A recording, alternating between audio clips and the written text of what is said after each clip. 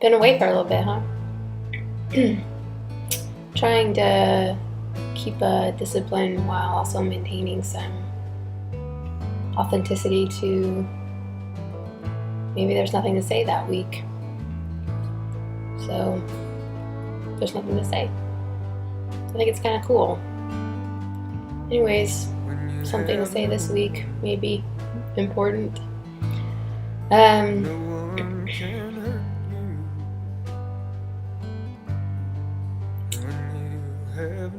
I was thinking, I start our things like that often. I was thinking. I'm always thinking. But I'm always thinking about Buddha as a man. Not Buddha as Buddha, but Buddha as a man that took a journey towards knowing himself as self. And I was thinking, I think we've really overcomplicated the story of realizing self. Basically, and I've talked about this before, he left his kingdom, he left his identity, and he was trying to understand why he suffers and why we suffer. And he did so many things for 6 years. He did so many different things. Nothing was working. So it's not like he sat under a tree because God told him to sit down and meditate. It wasn't like some kind of cosmic thing. He sat under a tree in resignation. He was tired. He just was over it. Over the pursuit. And I wanted to talk about how usually the things associated with freedom is like motion and like free flying and free to stretch out, like freedom, just like I imagine, like breaking out of a cell. There's a lot of like wanting to run, wanting to be at all places at once, like that. I think when we think of our hearts being free, we think of them in motion. And I'm here to counter that idea that when you're, and it's funny because Buddha and a lot of our contemporary teachers have the same anecdote. When you're as tired as them, when you're as tired as Buddha of trying things to make you happy and to make other people happy, you just stay. You just can't move. Because you've already tried everything, you've exhausted yourself. So here I am, a couple minutes, want to talk about staying and how that can lift the burden of fear. So I think many of us have heard that our thoughts and our emotions and our environments are like weather, like sometimes we're in a bad mood and maybe that seems like a storm, and sometimes we're in a good mood and maybe that seems like a sunny day. And you are not the sunny day. You are the one experiencing the sunny day. So you don't have to worry what kind of weather it is because it doesn't say much about you. I think the way to really know that, to have that aha, like when you figure out a math problem, like I get it, like it's in me. To like really know that is to just stay long enough that you've seen so many climate changes that you know, you don't guess, you know that that's not you. And there's nothing to be afraid of because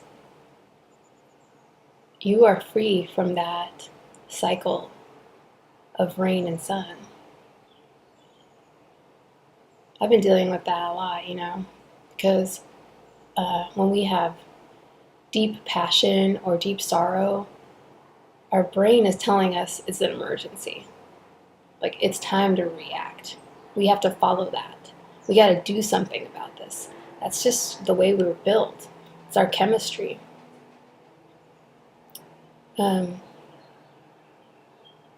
the thing that happens when we do, like when we feel really anxious, so then we do something to try to make that go away, or we feel really excited, so we do something to try to sustain that.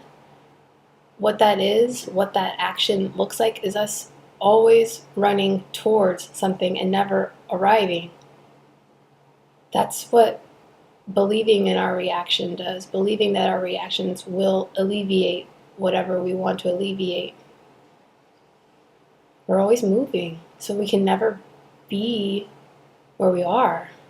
We can never be. We can't really exist at all because we're too busy.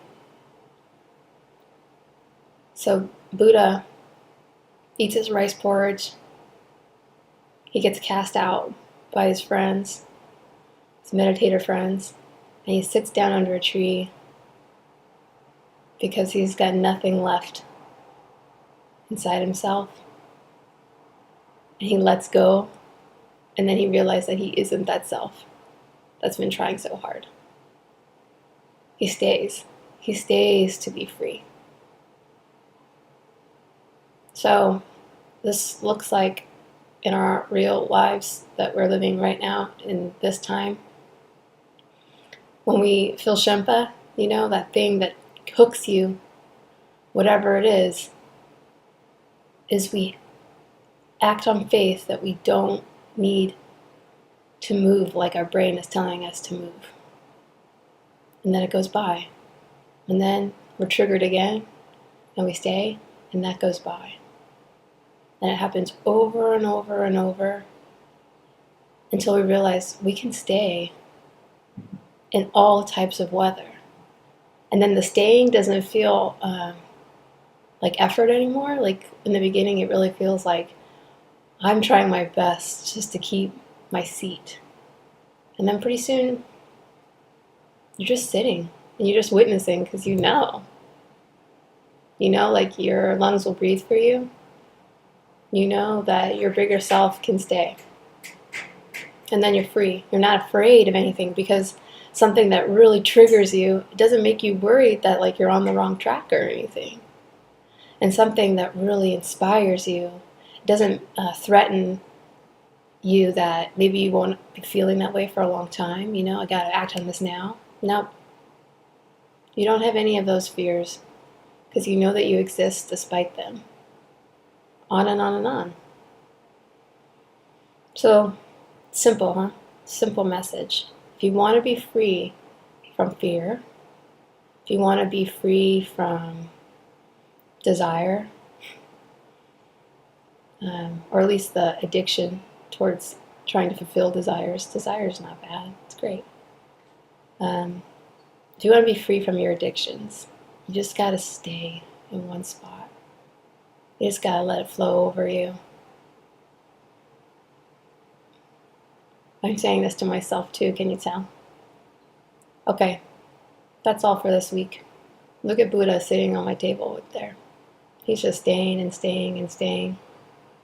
He's got nothing to worry about. All right, be well. I'll talk to you soon. Or talk to me, maybe. Talk to me. That'd be good.